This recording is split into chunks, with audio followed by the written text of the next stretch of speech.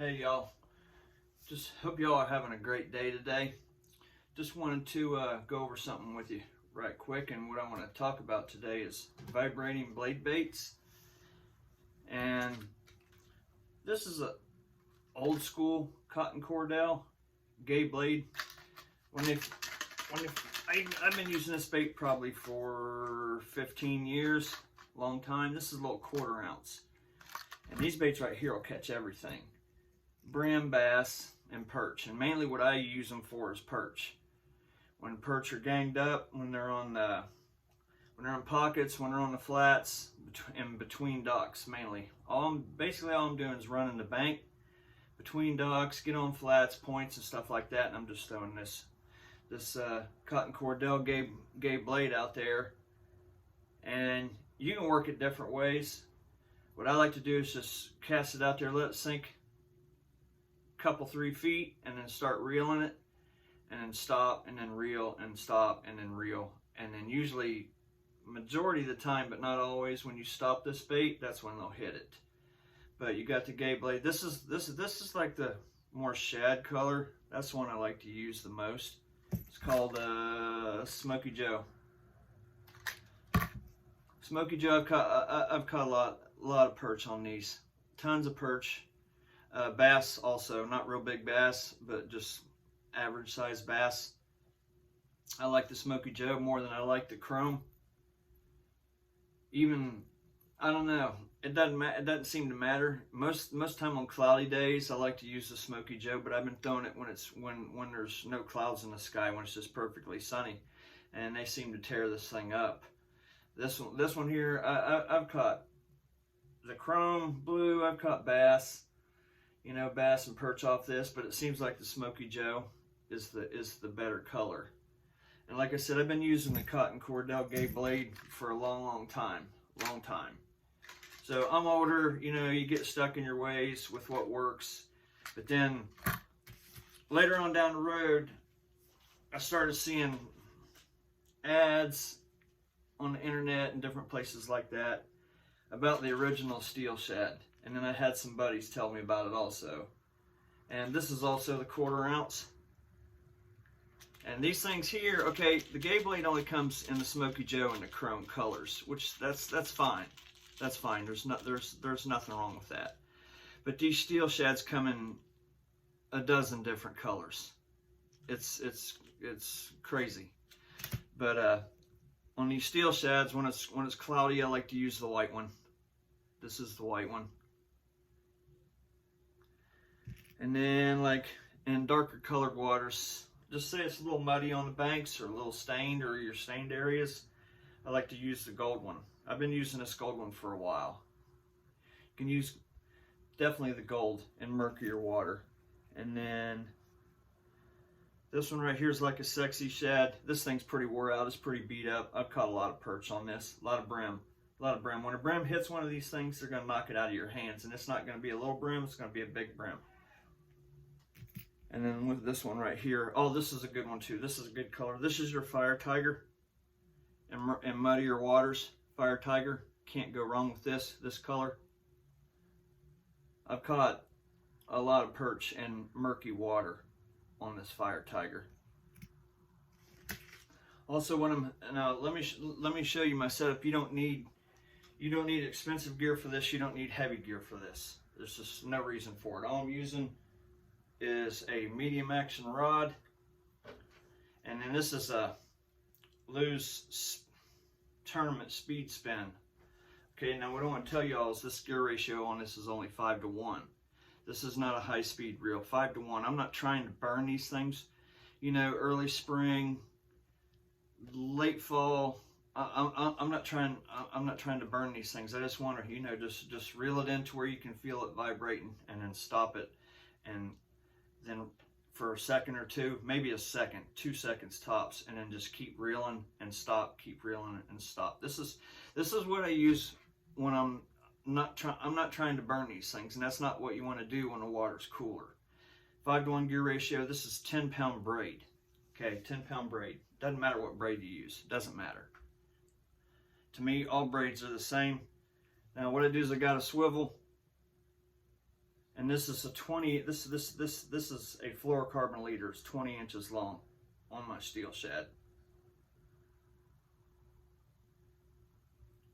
And this fluorocarbon leader is 10-pound test.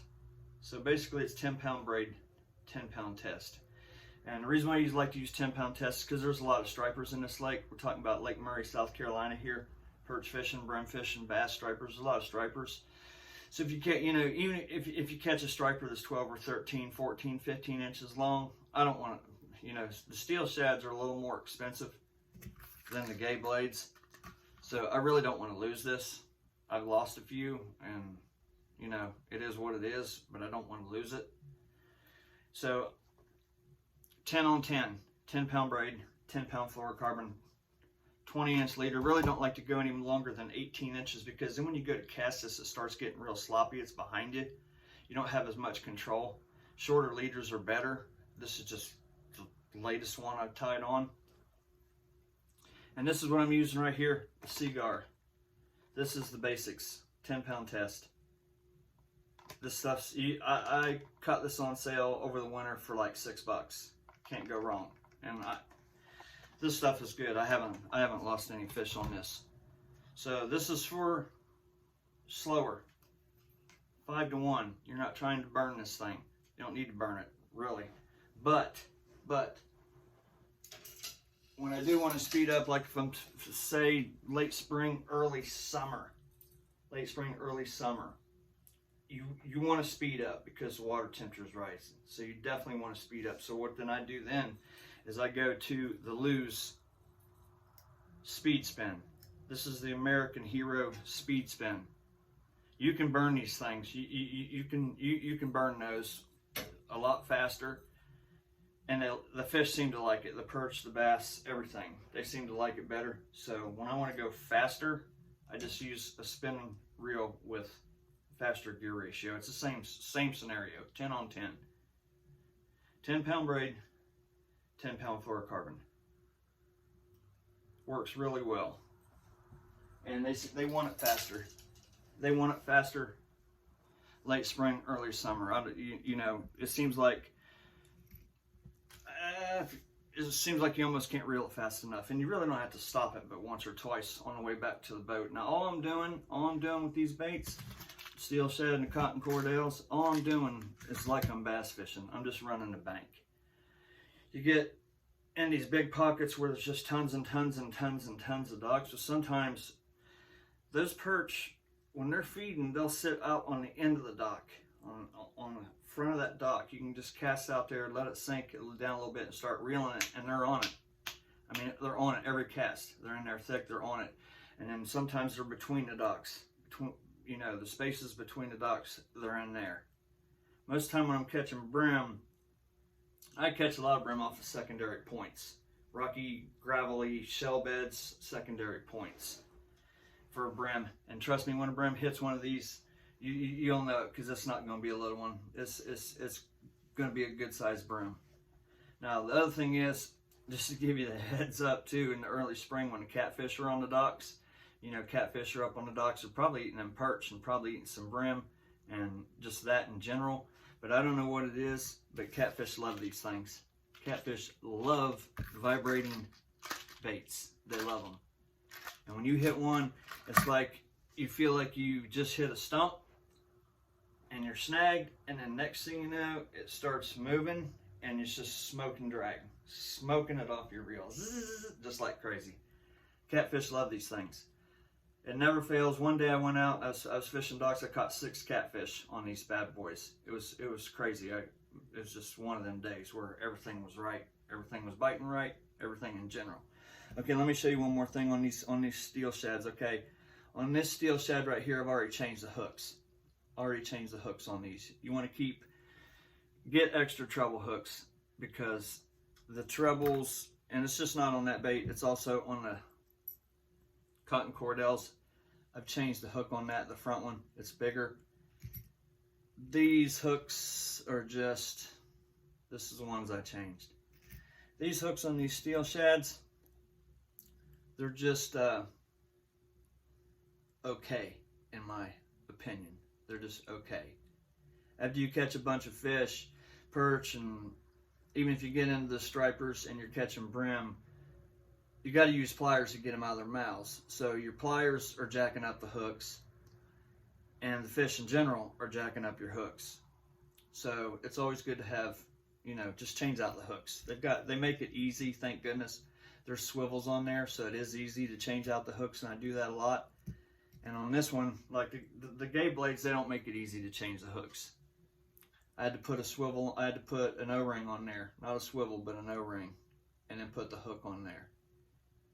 But you jack up one. The best thing to do on the gay blades is once your hooks are just trashed, and I mean just like done, just cut them off.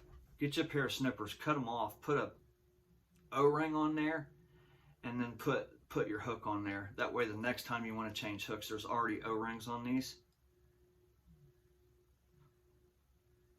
But that's what I do, because it's just a lot easier that way. You'll never get the hooks on here. You have to cut them off. Put O-rings on there and then put them on there. It's not too bad. It's time consuming more than anything. But anyway, just wanted to let y'all in on that, and hope you're having a great day and have a great week. Thank you.